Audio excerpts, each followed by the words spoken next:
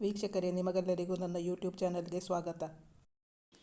ಸಮನ್ವಿ ಸಮರ್ಥ ಭಾವನಾತ್ಮಕ ಪ್ರೇಮಕಥೆ ಭಾಗ 45. ಅವಳು ಎದ್ದು ಹೋಗಲು ಪ್ರಯತ್ನಿಸಿ ಹೆಜ್ಜೆ ಇಡುವಾಗಲೇ ಅವಳಿಗೆ ಕಣ್ಣು ಕತ್ತರಿಂಟಂತಾಗಿ ಬಿದ್ದು ಬಿಟ್ಟಿದ್ದಳು. ಆಗ ಸ್ಟಿಚ್ ಬಿಟ್ಟು ಅವಳಿಗೆ ಬ್ಲೀಡಿಂಗ್ ಜಾಸ್ತಿಯಾಗಿತ್ತು. ಅಮ್ಮ ಸಮ್ಮುನ ನೋಡ್ಕೊಂಡು ಬಾ ಎಂದು ಹೇಳಿದ್ದ ಸಮರ್ಥ್ಗೆ ಅವಳನ್ನು ನೋಡದೆ ಸಮಾಧಾನವಿರಲಿಲ್ಲ. ತಾನೇ ಸಮನ್ವಿಯನ್ನು ನೋಡಲು ಹೊರಟ. ಸಮನ್ವಿಗೆ ಬ್ಲಡ್ ಕೊಡಲಾಗುತ್ತಿತ್ತು. ಆದ್ದರಿಂದ ಅವಳನ್ನು ವಾರ್ಡಿಗೆ ಶಿಫ್ಟ್ ಮಾಡಿರಲಿಲ್ಲ. ಸಮನ್ವಿ ಆಯಾಸದಿಂದಲೋ ಅಥವಾ ಮದ್ದಿನ ಪವರ್ನಿಂದಲೋ ನಿದ್ದೆ ಮಾಡುತ್ತಿದ್ದಳು. ಅವಳ ಮುಖದಲ್ಲಿ ಇನ್ನೂ ನೋವಿನ ಎಳೆ ಹಾಗೆ ಇದೆ ಎನಿಸಿತವನಿಗೆ. ಕಣ್ಣಂಚಿನಲ್ಲಿ ಕಂಬನಿಯ ಕರೆ ಹಾಗೆ ಇತ್ತು.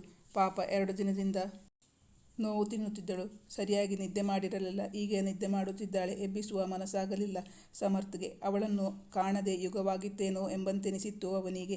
ಮದುವೆ ಆದಾಗಿನಿಂದ ಒಂದು ದಿನವೂ ಅವನನ್ನು ಬಿಟ್ಟು ಅವಳಾಗಿ ಎಲ್ಲಿಗೂ ಹೋಗಿರಲಿಲ್ಲ. ಅವನೇ ಬಿಸ್ನೆಸ್ ಮೀಟಿಂಗು ಎಂದು ಹೋಗುತ್ತಿದ್ದನೇ ಹೊರತು ಅವಳೆಂದು ಅವನನ್ನು ಬಿಟ್ಟು ಒಂದು ರಾತ್ರಿ ತವರು ಮನೆಗೂ ಹೋಗಿ ನಿಂತಿರಲಿಲ್ಲ. ಅವನಲ್ಲಿ ನಿಂತು ಅವಳನ್ನೇ ನೋಡುತ್ತಾ ಕಣ್ಣು ತುಂಬಿಸಿಕೊಳ್ಳುತ್ತಿದ್ದ. ಅವಳನ್ನು ಎಷ್ಟು ನೋಡಿದರೂ ಅವನ ಕಣ್ಣು ತಣಿಯುತ್ತಿರಲಿಲ್ಲ. ಅವಳೊಬ್ಬಳನ್ನೇ ಅಲ್ಲಿ ಬಿಟ್ಟು ಹೋಗುವ ಮನಸ್ಸೇ ಇರಲಿಲ್ಲ ಸಮರ್ಥ್ಗೆ. ಅವಳನ್ನೊಮ್ಮೆ ಮುಟ್ಟಬೇಕು, ಅವಳಲ್ಲಿ ಮಾತಾಡಬೇಕು ಎಂಬ ಆಸೆಯಾಗಿತ್ತು. ಆದರೆ ಎಲ್ಲಿ ಅವಳಿಗೆ ಎಚ್ಚರವಾಗುತ್ತದೋ ಎಂದು ಆ ಕೆಲಸ ಮಾಡಲಿಲ್ಲ.